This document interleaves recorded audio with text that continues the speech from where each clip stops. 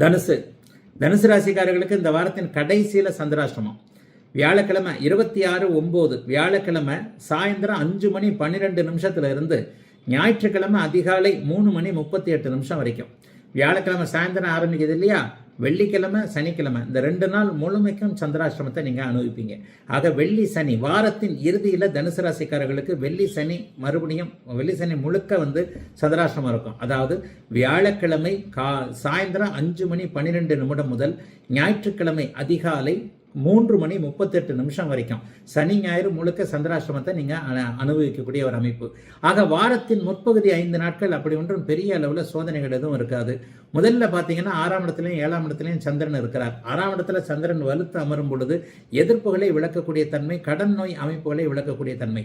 இப்போது குரு 6ஆம் இடத்தில் இருக்கின்ற காரணத்தினால கடன் தொல்லைகளை அனுபவித்துக் கொண்டிருக்கின்ற அத்தனை தனுசு ராசிக்காரர்களுக்கும் அதிலிருந்து விடுதலைகள் கிடைக்கக்கூடிய தன்மைகள் இந்த வாரத்தில் முதல் 2-3 நாட்களில் கண்டிப்பாக உண்டு. 10-11ஆம் இடங்கள் வலுத்திருக்கின்றன. தர்மகர்மாதிபதி யோகம் சூரியனும் புதனும் சேர்ந்து குருவின் பார்வையில் 10ஆம் இடத்திலேயே வலுத்திருப்பது என்பது மிகப்பெரிய யோக பலன்களை கொடுக்கக்கூடிய ஒரு நல்ல அமைப்பு. அதாவது என்ன, வேலையில் தொழிலில் வருமானங்கள் நல்ல விதமாக வரும். ஒரு சிறிய தொழில் வச்சிருக்கிறேன், குறு தொழில் வச்சிருக்கிறேன், சின்ன தொழில் வச்சிருக்கிறேன், காலையிலேயே ப்ரொடக்ஷன் பண்ணி நைட்டுக்குள்ளே விற்கணும். ஒரு இட்லி கடை போட்டிருக்கிறேன், ஒரு இந்த கடை போட்டிருக்கிறேன், ஹோட்டல் கடை வச்சிருக்கிறேன், அதாவது அன்றாடம் அழியக்கூடிய காய்கறி மாதிரியான பொருட்கள் விற்கிறேன், இன்றைக்கே ரெடி பண்ணி இன்றைக்கே வித்துடணும், இல்லைன்னா நஷ்டம் எனக்கு. இந்த மாதிரியான அமைப்புகள் இருக்கக்கூடிய அத்தனை தனுசு ராசிக்காரர்களுக்கும் பொருள் அத்தனையும் நல்ல விதமாக விற்று தேர்ந்து லாபங்கள் வரக்கூடிய தன்மைகள் இப்போது உண்டு.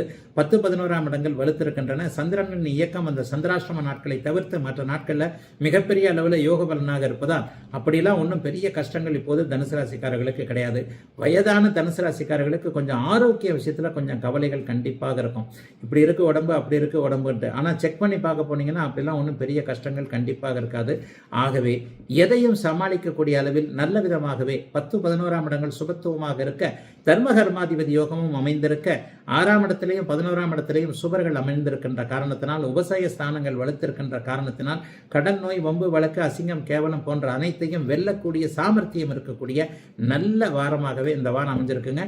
தொழில்துறையில் ஒரு நல்ல முன்னேற்றம் கண்டிப்பாக இப்போது இருக்கும். ஆகவே தனுசு ராசிக்காரர்களுக்கும் பெரிய கஷ்டங்கள் இல்லாத நல்ல வாரம் இந்த வாரம்.